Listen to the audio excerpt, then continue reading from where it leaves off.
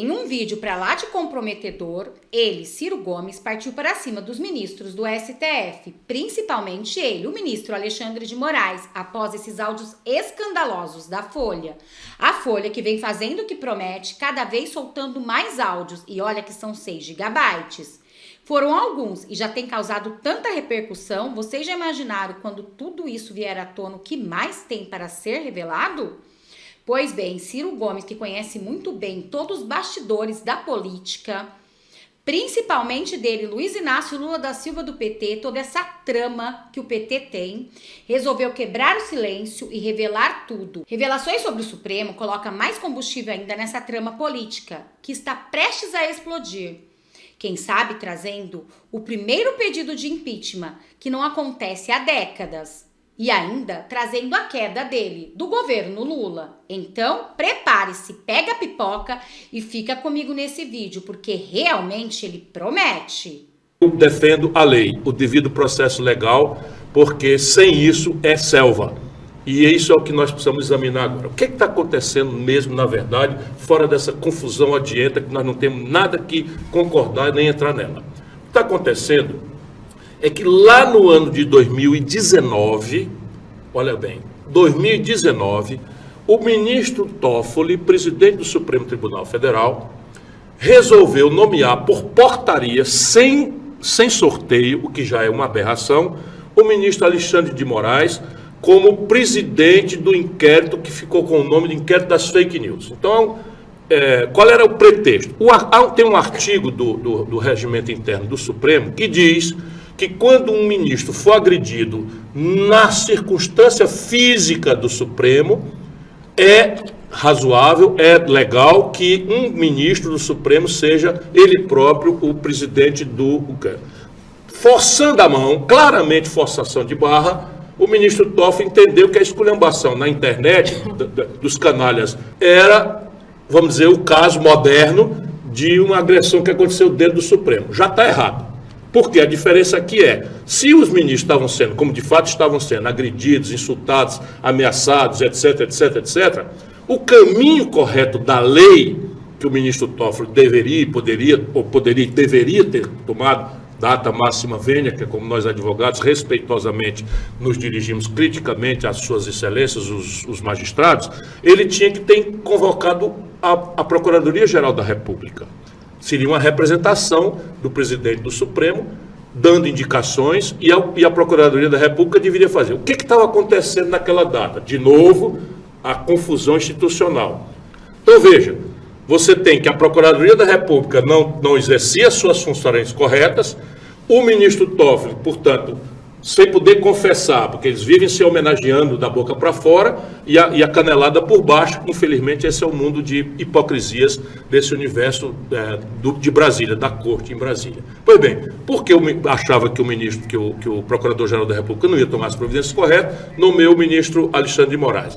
E este, desde 2019, esse é que é o problema, desde 2019, resolveu transformar esse inquérito numa coisa que não tem fim, e resolveu transformar esse inquérito vamos dizer, uma espécie de inquérito do fim do mundo. Isto, data máxima vênia, com todo respeito, isto não é direito.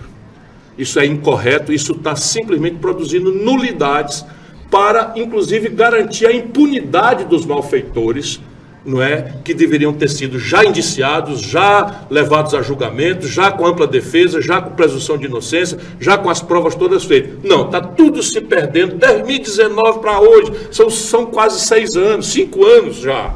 Pois bem, e o ministro está, então todo mundo agora vai entrando. Nesse ínterim, e esse é o problema, 5 anos, por rodízio natural, o ministro Alexandre de Moraes assume a presidência do TSE.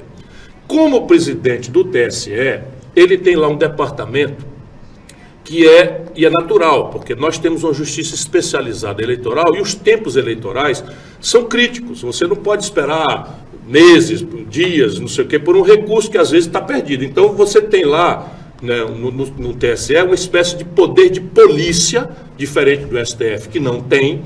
O TSE tem uma espécie de poder de polícia nesta dimensão eleitoral. Entendamos bem. Pois bem, o ministro Alexandre de Moraes ficou com 2 cadeiras. Uma, presidente do inquérito no Supremo Tribunal Federal, e outra, chefe do TSE. E aí o que aconteceu? Nas 2 cadeiras, ele mesmo se alegou que seria esquizofrênico, ele mandou um ofício para ele mesmo. Ora, não importa que ele considere esquizofrênico isso, porque vão se passar anos daqui até o julgamento dessas pessoas, e esses ofícios é que ficarão com a memória das tramitações. Não, ele optou pelo caminho apressado e começou a encomendar dos assessores relatórios que usava na outra cadeira. Isto tudo é nulo. Tudo isso vai garantir a impunidade dos grandes canalhas. Ele já perdeu, aparentemente, está perdendo a isenção e o distanciamento. Isso tudo enfraquece, diante da opinião pública, a autoridade que nós precisamos que seja amada mais do que respeitada pelo povo brasileiro. Está tudo errado e a gente precisa urgentemente encerrar esse inquérito e aí as coisas voltarão para a sua normalidade. Nós precisamos ter instituições superiores aos homens, superiores às pessoas. Por quê? Porque é isto que o povo precisa, sabe? Estabilidade institucional, segurança jurídica, e não ficar dependendo deste ou daquele candidato, ou deste ou daquele ministro. Aliás, a barafunda, sabe? São coisas gravíssimas que estão acontecendo.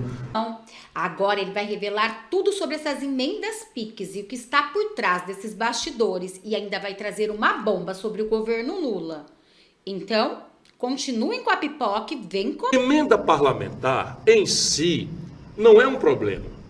A gente tem que defender as coisas com equilíbrio. Por isso que a gente não adianta ficar nessa história de Bolsonaro ou Lula, não sei o que e tal. Isso é tudo bobagem. São iguais, cada um pior do que o outro. Por quê? Porque o Bolsonaro aloprou, liberando 30 bilhões de reais, e nós, o PT, eu, não sei o que, então, esculhambamos o Bolsonaro, corrupto, não é? Congresso corrupto, não sei o que e tal. Agora o Lula liberou 53 bilhões de reais, e sabe qual foi o partido que mais pegou dessa mão? E aí o dinheiro vai para onde? Eles não querem mais nem sequer que você saiba quem mandou o dinheiro, para onde e para fazer o quê. Então repare, chega 10 milhões de reais num pequeno município do interior da Paraíba, ou no interior do Maranhão, no cofre do prefeito, sem o prefeito ter apresentado um projeto, sem o deputado se identificar como responsável, sem se saber quanto é que vai custar aquilo, para onde vai ser com o dinheiro, ou se atende a qualquer ordem de prioridade.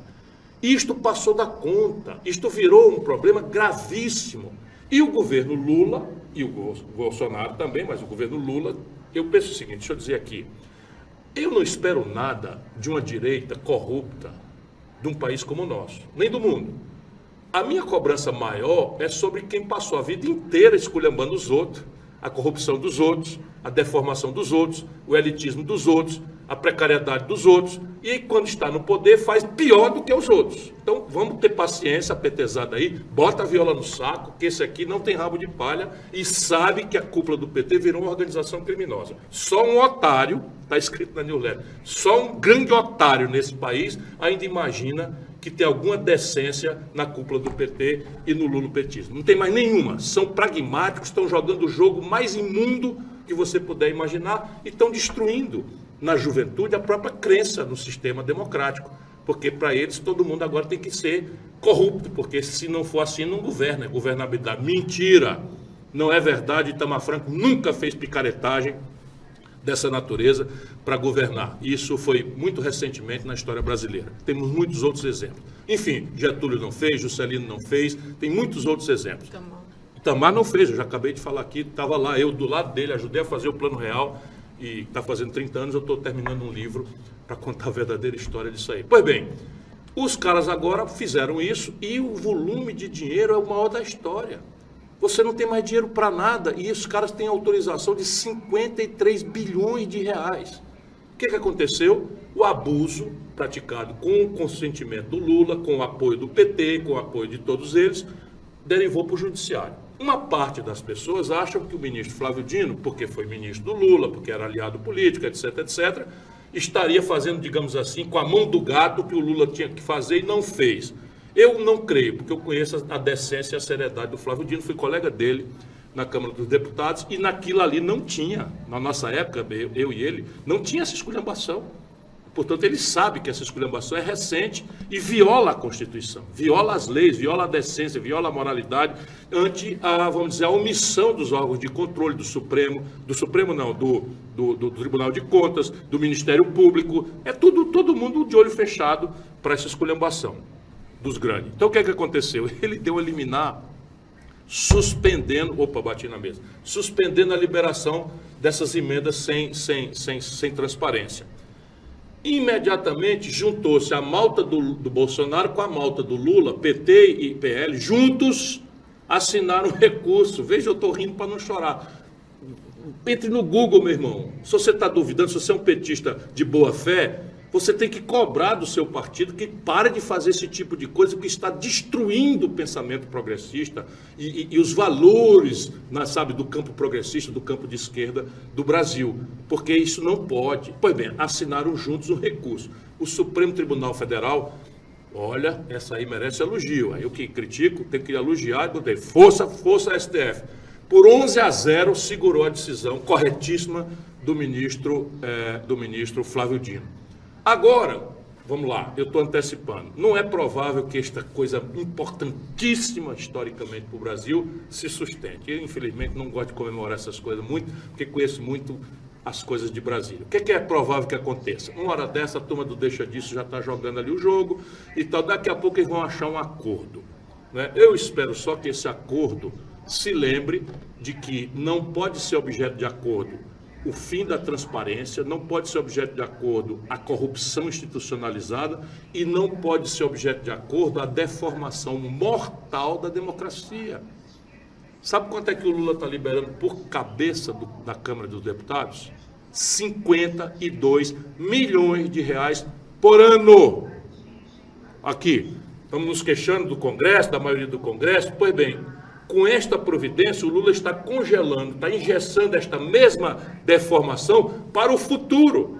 Porque um deputado desonesto com 52 milhões de reais por ano, se ele rouba 20%, irmão, estamos falando de 10 milhões de reais por ano. O que foi? Até no chat estão pedindo aqui para você beber água. Beber água. Eu tenho um sinal não, código porque que eu faço aqui com ele para ele tomar uma aguinha e ele não tá olhando. Vocês estão entendendo?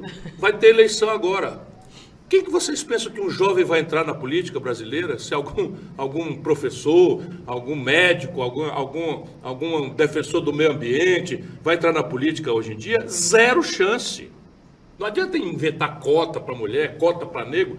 Meu filho, agora é grana. E quem está institucionalizando isso é o PT, é Lula. Porque o Bolsonaro fez a mesma coisa, só que com 30 milhões. Agora 53 bilhões de reais.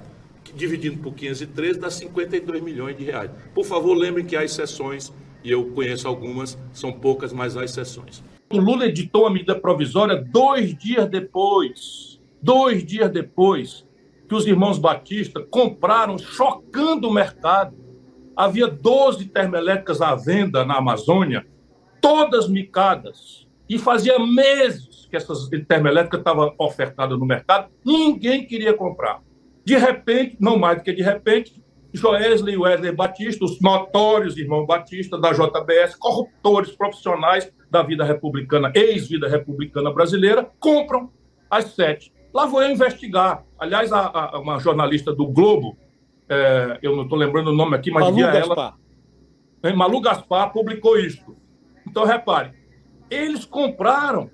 E por que eles compraram isso? Foi o mercado investigar. Ora, eles compraram por quê? Porque uma medida provisória diz no artigo lá que os 150 milhões por mês de prejuízo dessas estatais passam agora a ser pagos pelo Josias de Souza, pela Fabíola Cidral, pelo Thales Faria, pelo Ciro Gomes e pelo Povão, através de um incremento na tarifa de energia elétrica. Ou seja, o prejuízo do negócio que inviabilizou para outras pessoas que não queriam comprar foi estatizado, não, foi tornado popular. O povão vai pagar. Mas tem mais, é muito mais grave.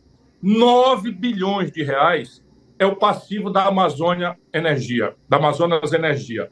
E a medida provisória, meio que especulando sobre o futuro, talvez eu tenha melado essa negociata, ou não, tal é o cinismo, diz lá no artigo que, em hipótese, sim, o Lula manda, a Amazonas Energia está quebrada.